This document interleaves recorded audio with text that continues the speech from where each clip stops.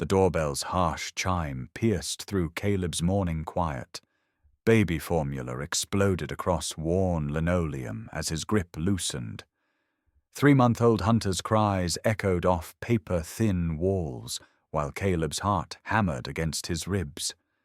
Beyond the threadbare curtains, a pristine BMW sat like black ice against the sun-bleached parking lot of Riverside Apartments. 8 years. 8 brutal years since they'd hurled those final words at their 16-year-old son. Failure, disappointment, waste of space, before slamming the door on his tear-streaked face. Now 2 silhouettes glided from the luxury sedan, their designer silhouettes sharp against the morning haze. Polished shoes clicked on cracked concrete. Manicured hands clutched gift bags that probably cost more than his monthly groceries. "They can't see you, buddy." Caleb breathed against Hunter's downy hair, his voice barely a whisper as he melted deeper into the shadows. They lost that right a long time ago. But after 8 years of deafening silence, what could possibly have brought them back? The knocking started soft, almost apologetic. Caleb pressed his spine against the door, Hunter's weight warm and trusting in his arms. Through the peephole, his mother's face appeared. Older now, lines carved deeper around eyes that had once burned with disappointment.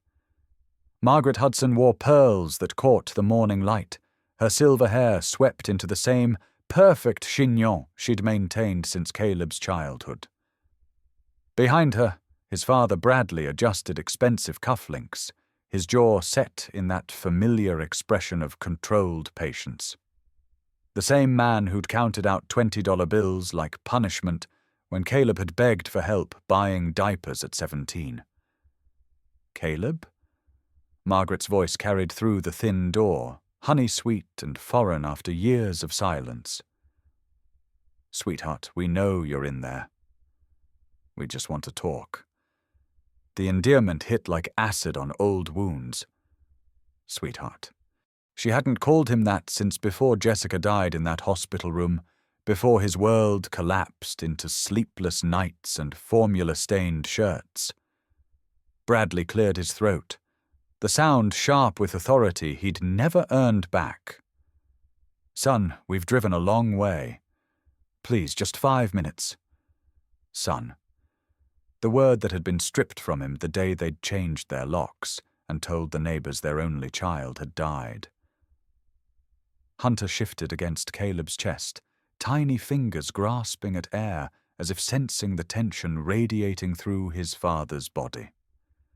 Caleb's thumb traced the baby's soft cheek, remembering another morning 8 years ago when he'd stood on this same doorstep, desperate and homeless, only to watch his parents' faces harden behind safety glass. No second chances, they'd said. No coming back from the choices he'd made. The irony tasted bitter as copper. Now they stood where he once had, asking for what they'd never given him. "We brought gifts," Margaret continued, her voice cracking slightly. "For the baby.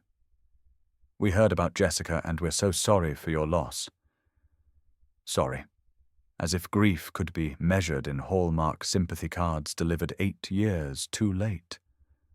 As if their absence during his darkest hours could be erased with department store presents wrapped in guilt.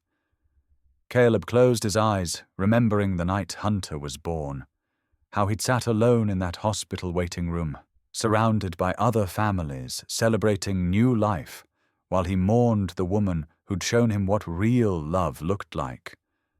The silence stretched between them like a bridge neither side wanted to cross first. Hunter began to fuss, his small sounds filling the space where words should have been. Through the door, Caleb heard paper rustling, gift bags shifting against expensive fabric. His parents stood on cracked concrete in $700 shoes, reduced to bribing their way back into a life they'd declared worthless. The same people who'd called social services on him at 17 were now holding toys like peace offerings, as if stuffed animals could resurrect relationships they'd buried in their own self-righteousness. Franklin's apartment door creaked open across the hallway, the older man's weathered face appearing in the gap. His eyes took in the scene: the BMW, the well-dressed strangers, Caleb's rigid posture against his own door.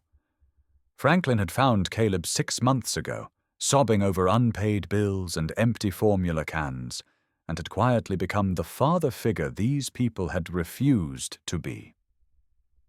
Now he stepped into the hallway wearing paint-stained overalls, his presence solid and protective as a stone wall.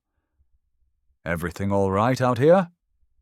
His voice carried the weight of military authority, years of command sharpening each word. Margaret's head swiveled toward Franklin, her polished composure flickering.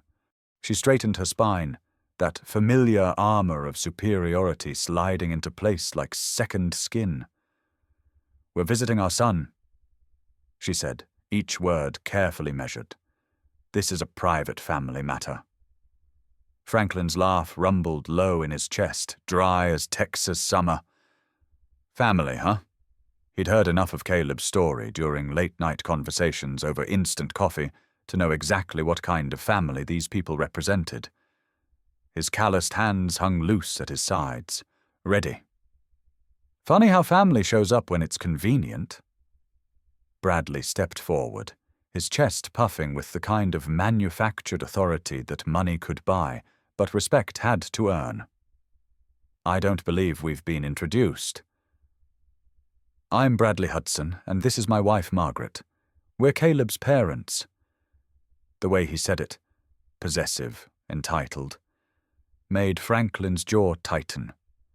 Parents, as if biology alone granted them rights to a relationship they'd abandoned. Franklin had seen the scars these people had left on the young man across the hall, watched Caleb flinch whenever the phone rang, as if expecting more rejection to pour through the receiver. "Franklin Washington," the older man replied, his tone glacier cold.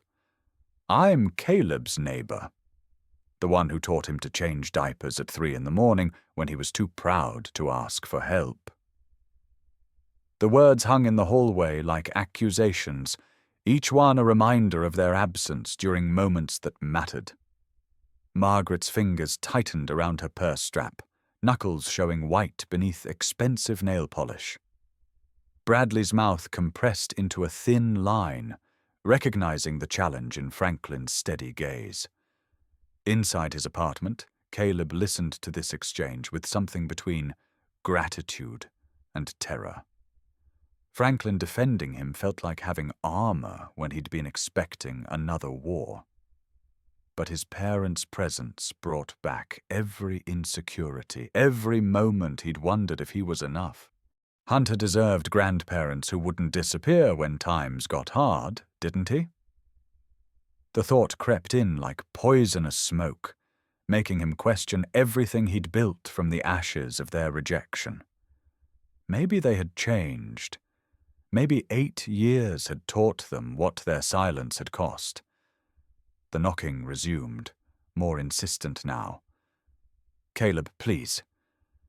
Margaret's voice carried new notes, desperation masquerading as maternal concern. "We made mistakes. Terrible mistakes, but we want to make things right. Make things right." As if 8 years of wondering whether his parents were alive or dead could be erased with an apology and good intentions. As if the nights he'd cried himself to sleep in his car, choosing between gas money and groceries, were just unfortunate misunderstandings rather than deliberate consequences of their choice to cut him loose. Hunter's cries grew stronger, demanding attention that transcended old wounds and family politics. Caleb's body moved on autopilot, swaying gently as he'd learned to do during those first terrifying weeks of fatherhood. The baby's needs were simple, honest: food, warmth, love. Unlike the complex web of obligation and resentment his parents had spun across his doorstep. Through the thin walls, he could hear Mrs. Campbell's television playing morning game shows, the normalcy of it grounding him in the present moment rather than the past's quicksand. "The baby sounds hungry," Margaret observed, her maternal instincts apparently intact despite years of practice on someone else's grandchildren. The words hit Caleb like a physical blow, reminding him of all the moments they'd missed: Hunter's first smile, his first attempts at rolling over, the way his tiny hand wrapped around Caleb's finger as if anchoring himself to this world. These milestones had passed unmarked by anyone except Franklin and Mrs. Campbell, the chosen family who'd shown up when blood family had turned their backs. Bradley's patience was wearing thin, his voice taking on the commanding edge Caleb remembered from childhood lectures about responsibility and consequences. "Caleb, we're not leaving until we talk. We can stand here all day if necessary." The threat was subtle, but unmistakable. They had time and resources he lacked, comfort he couldn't afford. Their BMW probably had heated seats and satellite radio, while his beaten Toyota barely started on cold mornings. They could wage a war of attrition he was bound to lose. Franklin's footsteps approached Caleb's door, followed by a gentle knock that contrasted sharply with his parents' increasingly demanding presence. "Caleb, you okay in there, son?" "Son." The way Franklin said it carried weight, earned through 6 months of showing up when it mattered. Not the hollow claim his biological father tossed around like spare change. Caleb's throat tightened with emotion he couldn't afford to feel, not when Hunter needed him to stay strong. "I'm fine," Caleb managed, his voice rougher than intended. But he wasn't fine. Hadn't been fine since that night 8 years ago, when he'd stood on their doorstep with everything he owned in a garbage bag, believing that family meant something more than shared DNA. The lie tasted familiar, practiced. He'd been telling everyone he was fine since Jessica died, since he'd realized that being Hunter's father meant more than just sharing genetic material.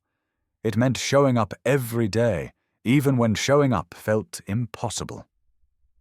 The hallway fell quiet except for Hunter's soft whimpering and the distant hum of morning traffic on Riverside Boulevard. 3 generations of Hudson men separated by 8 years of silence, and a door that felt thinner than paper, but stronger than steel. Margaret and Bradley waited with the patience of people accustomed to getting their way eventually. Franklin stood guard like a sentinel, understanding that sometimes love meant standing between people and their worst impulses. And Caleb held his son close, feeling the weight of choices that would echo long past this morning. Mrs. Campbell's door opened with its characteristic squeak, a grey head appearing like a curious bird. At 72, she'd seen enough family drama to recognize it from a distance, and her protective instincts toward the young father across the hall ran deep as Oklahoma roots. She took in the expensive strangers with the shrewd assessment of someone who'd raised 5 children and buried 2 husbands. Her house dress was faded but clean, her slippers worn soft from years of shuffling between apartments, carrying soup to sick neighbors and wisdom to anyone young enough to listen. "Morning, Franklin," she called, her voice carrying the kind of authority that came from being the unofficial grandmother of Riverside Apartments. Her eyes swept over Margaret and Bradley like a security scanner, cataloging details that didn't add up. Designer clothes in a working-class hallway, gift bags that screamed guilt rather than love, posture that suggested they'd rather be anywhere else but here. She'd seen their type before, people who showed up when it was convenient and disappeared when it wasn't. Margaret turned toward Mrs. Campbell with the kind of smile she'd perfected at country club functions, all surface politeness and careful boundaries. "Good morning. I'm Margaret Hudson, Caleb's mother. The way she said it carried ownership, as if motherhood was a title that couldn't be revoked through neglect or cruelty. Mrs. Campbell's expression didn't shift, but Franklin caught the slight tightening around her eyes that meant she was filing away information for later use. Funny, Mrs. Campbell replied, her tone deceptively mild. In the 8 months I've known that boy, he's never mentioned having parents. The words landed like stones in still water, creating ripples of discomfort that spread across Margaret's carefully composed features. Bradley's jaw worked silently, processing an insult delivered with grandmotherly precision. These working-class strangers were refusing to be impressed by their presence, and it clearly unsettled them both.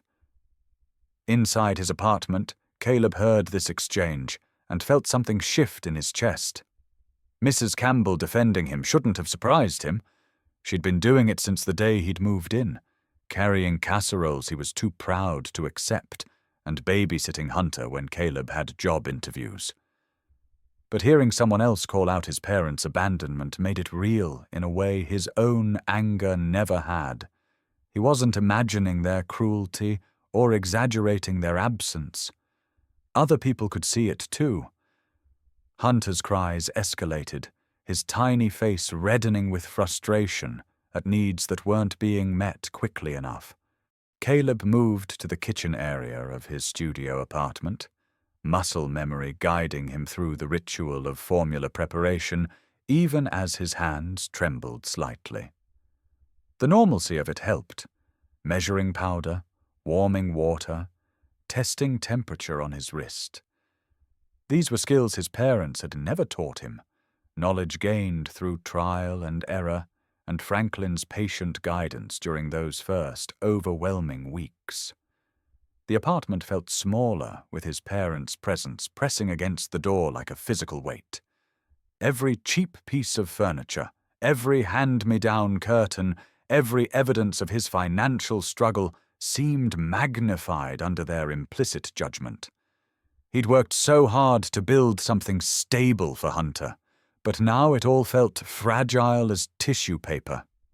Their BMW was probably worth more than everything he owned combined, a reminder of the world he'd been exiled from and could never afford to re-enter. Bradley's voice carried through the door again, softer now, but no less determined. Caleb, we know we hurt you. We know we made terrible choices. But we want to be part of Hunter's life, part of your life. We're family. Family. The word that had been weaponized against him, used to justify cruelty disguised as tough love. They'd taught him that family was conditional, something that had to be earned through perfect behavior and could be lost through a single mistake. Now they wanted to redefine it on their terms, as if 8 years of silence could be erased with good intentions. Franklin's response came swift and cutting.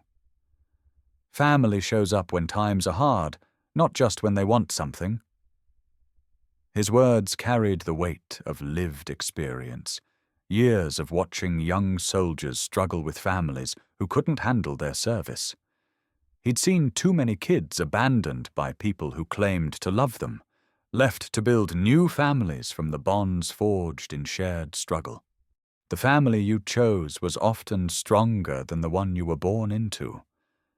Margaret's voice took on a pleading quality that Caleb had never heard before, vulnerability bleeding through her carefully maintained composure. We lost our grandson's first months. We don't want to miss any more. Lost. As if his absence from their lives was something that had happened to them, rather than a choice they'd made. As if they were victims of circumstance rather than architects of their own isolation. The manipulation was subtle but unmistakable, designed to make him feel guilty for protecting himself and his son from further abandonment. Hunter settled into Caleb's arms as the formula took effect, his small body relaxing into the trust that came naturally to the very young. This was what family looked like, showing up at 3 in the morning when teething made sleep impossible, celebrating first smiles with photos nobody else would find interesting, choosing to love unconditionally, even when it meant sacrificing other dreams. His parents had never learned this lesson, had confused control with care and conditions with commitment. The silence stretched longer this time, filled with unspoken histories and competing definitions of love. Through the thin walls, Caleb could hear normal life continuing. Mrs. Campbell's television, Franklin puttering in his workshop, traffic humming on the street below. The world hadn't stopped for this family reunion, wouldn't pause to witness whatever resolution emerged from this hallway standoff. Life kept moving forward, indifferent to old wounds and new possibilities alike. A new sound joined the symphony of tension. Footsteps on the stairs, deliberate and unhurried. Pastor Williams appeared on the landing, his tall frame filling the stairwell doorway as he took in the scene. At 55, he'd mediated enough family conflicts to recognize the signs of deep dysfunction masquerading as reconciliation. His presence shifted the dynamic, adding moral authority to Franklin and Mrs. Campbell's protective instincts. These three had become Caleb's real family, the people who'd shown up when it mattered most. "Morning, folks," Pastor Williams said, his voice carrying the calm authority of someone accustomed to standing between people and their worst impulses. His eyes took in the expensive visitors with the kind of assessment that came from years of counseling families through crisis. He'd heard Caleb's story during late-night conversations at the community center, understood the depths of pain these well-dressed strangers had caused with their conditional love and strategic abandonment. Bradley straightened, recognizing another authority figure and automatically shifting into negotiation mode. "Good morning, Pastor. I'm Bradley Hudson, and this is my wife, Margaret. We're here to see our son and meet our grandson."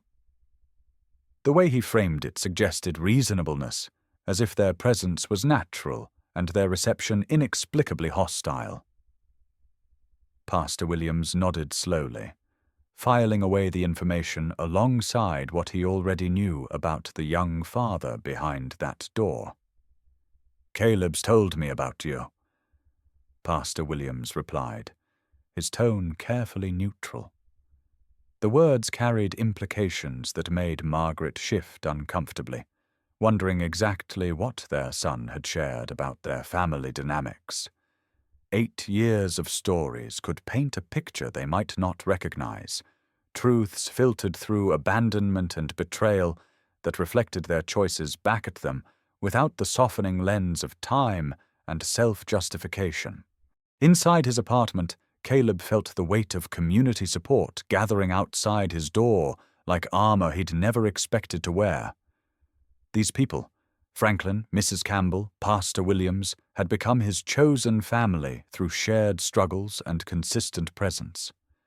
They'd earned their place in his life, and hunters through actions rather than biology, through showing up when showing up was hard rather than convenient. Margaret's voice took on a new note of desperation, the careful control she'd maintained beginning to crack under the pressure of unexpected resistance.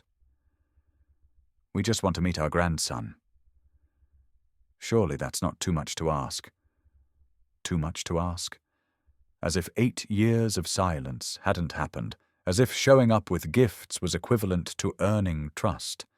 She spoke as if their biological connection granted them rights that superseded the emotional damage they'd caused, as if genetic inheritance was more important than emotional safety. "Depends on why you're asking," Franklin replied, his military training evident in the way he positioned himself between the Hudsons and Caleb's door.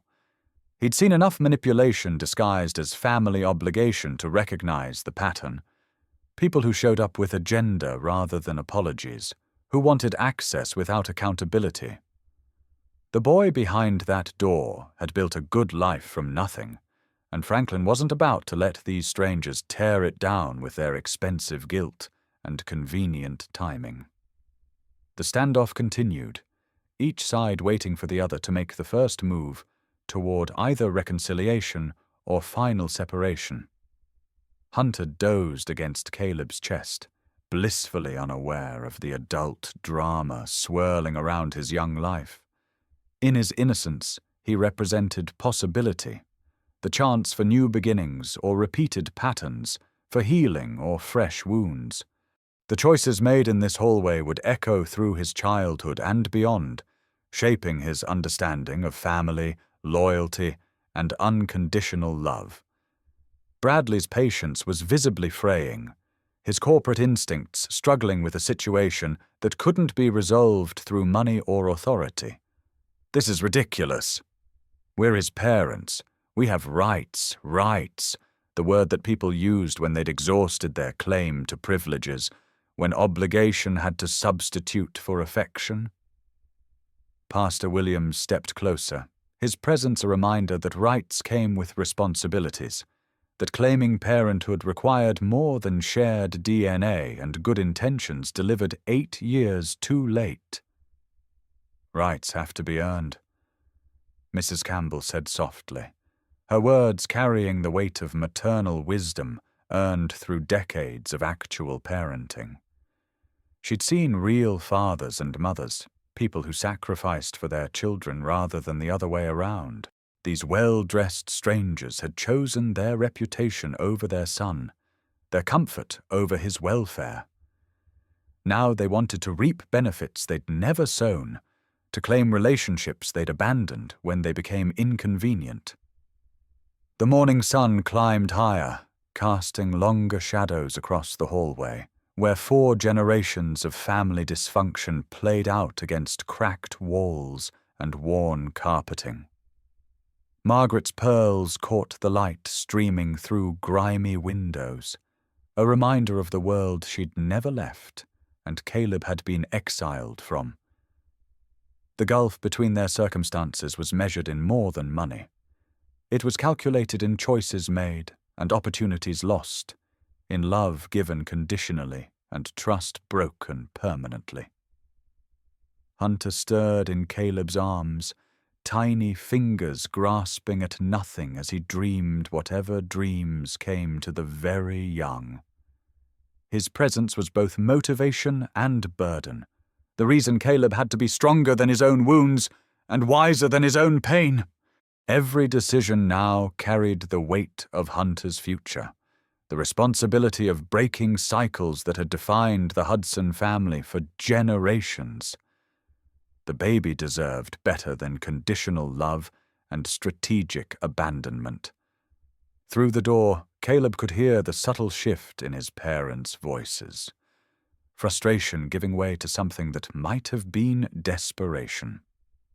Whatever had brought them back after 8 years of silence was driving them harder than mere curiosity about a grandchild.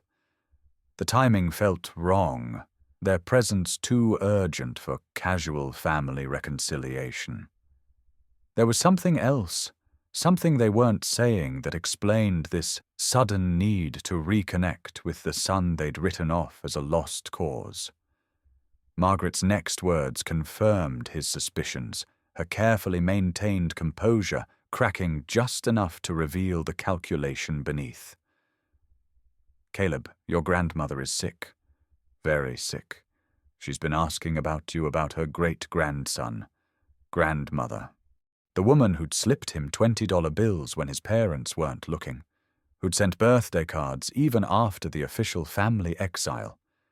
If she was involved, if she was asking questions, then this visit had layers that went deeper than parental guilt or grandmotherly longing."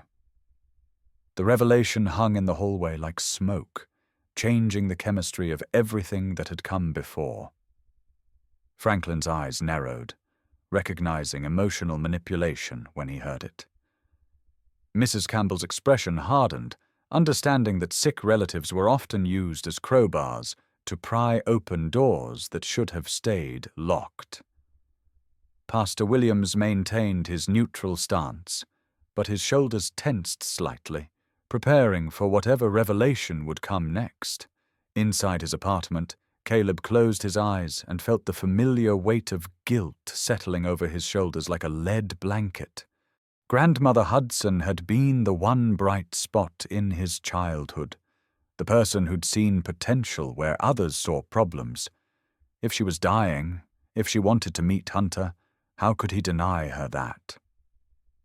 But trusting his parents' version of events felt like stepping into quicksand, allowing them to manipulate his love for someone else into forgiveness they hadn't earned. The morning stretched on, filled with unspoken truths and competing loyalties, while a 3-month-old baby slept peacefully in his father's arms, unaware that his future was being negotiated outside a door that felt simultaneously too thin and impossibly thick.